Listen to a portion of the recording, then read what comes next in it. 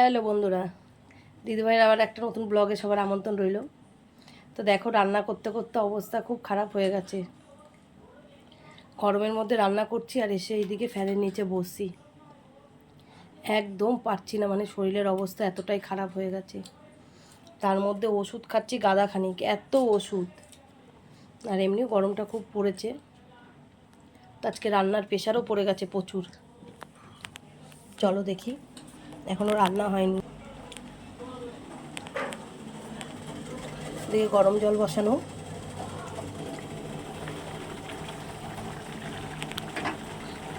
এটার মাংস কষানো হচ্ছে।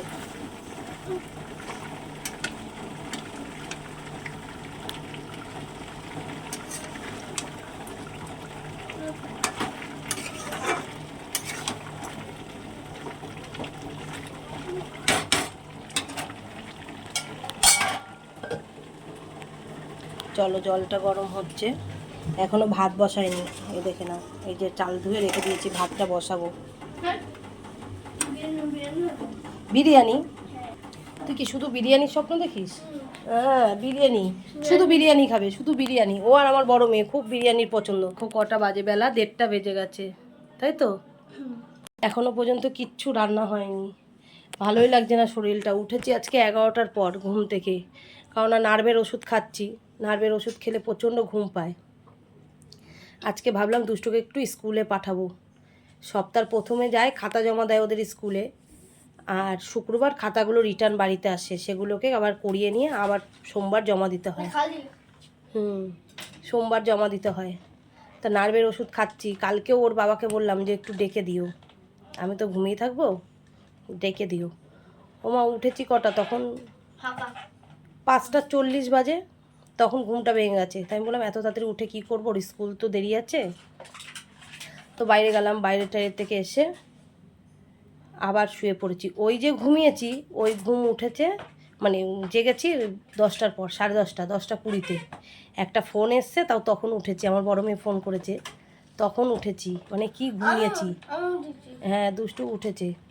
তা এদিকে এসি চলছে, এদিকে ফ্যান চলছে, ঘর ঠান্ডা, তারপরে নার্ভের ওষুধ খেয়েছি, টানা ঘুম লাগিয়েছি। যে কি ঘুম দিয়েছি, একদম ঘুম হয় না নার্ভের ওষুধ না খেলে।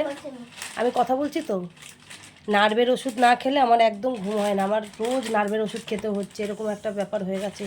আর নার্ভের ওষুধ খেলে আর উঠতে ইচ্ছা করে না। সারাদিন ঝিমুনি, এত ঝিমুনি, মানে সবসময় বিছনায় পড়ে থাকি। সবসময়, সকাল থেকে খাইনি কিচ্ছু, না খিদে আছে না কিছু আছে, মনে হচ্ছে কি শুধু শুয়ে থাকি, এরকম একটা ব্যাপার। শরীরটা এতটাই খারাপ। তারপরে রান্না রান্না করেছি আজকে অনেক কিছু। ভেন্ডি ভাজা, উচ্ছে ভাজা, পটল ভাজা, কলমি শাক, আবার খাসির মাংস, আমের চাটনি, অনেক কিছু হয়েছে রান্না। এই রান্না হতে হতে অনেক দেরি হয়ে যাবে। এখনও মাংসটা কখন হবে জানি না। ভাতটা বসাবো। আমাদের খেতে খেতে 3টে, ওর বাবার উপর থেকে আস্তে আস্তে কাজ রয়েছে, কারখানা থেকে নামতে নামতে 3টে, তো তার মধ্যে হয়ে যাবে। তো এখনও বাসি ঘর পর্যন্ত আমি এখন ঝাড় দিইনি, এখন বেলা 1:30 বেজে গেছে। ঠাকুরের জলটা দুষ্টুকে দিয়ে তুলালাম, যে দুষ্টু একটু ঠাকুরের জলটা তুলে রাখো, আমার এখনও স্নান হয়নি। তাই তো বাবা? কে তুলেছে? দুষ্টু পারে না, তাও ও তুলে রেখেছে। এখন এই বাসি ঘর ঝাড় দেবো, মুছবো, স্নান করব, এদিকে রান্না করব, বাসনপত্র মাজবো, তারপরে কখন খাবো, কখন ঠাকুর দেবো জানি না। মানে শরীর একদম চলছে না, কাজ করব কি। একটু করে কাজ করছি, বসছি, আর এত হাঁপিয়ে যাচ্ছি, খুব হাঁপিয়ে যাচ্ছি। আমার নার্ভের রোগটা ছিল না, এই ধরা পড়েছে। আর এই ওষুধ চালু, এই ওষুধ আর বন্ধ করতে পারবো না। যে কত ওষুধ, প্রচুর ওষুধ, অনেক ওষুধ খাচ্ছি। ওষুধ কি বলবো আর, একবারে 8-9টা করে ওষুধ আমার রাত্রিরে। দুপুরে 3টে, রাত্রে 8-9টার উপরে ওষুধ খাচ্ছি। দুপুরে 3টে খাচ্ছি, সকালে একটা খালি পেটে তো গ্যাসের ওষুধ খাচ্ছি, তারপরে টিফিনের পর একটা, ওটা খাওয়া হচ্ছে না, যেহেতু টিফিন খাচ্ছি না কিছু, কোনো ওষুধ খাওয়া হচ্ছে না, এরকম একটা ব্যাপার। তো চলো, সেইভাবে তো ভিডিও করতে পারছি না, কথাও বলতে পারছি না, শরীরও ভালো নেই, এই চলছে। তো চলো, টাটা, বাই বাই।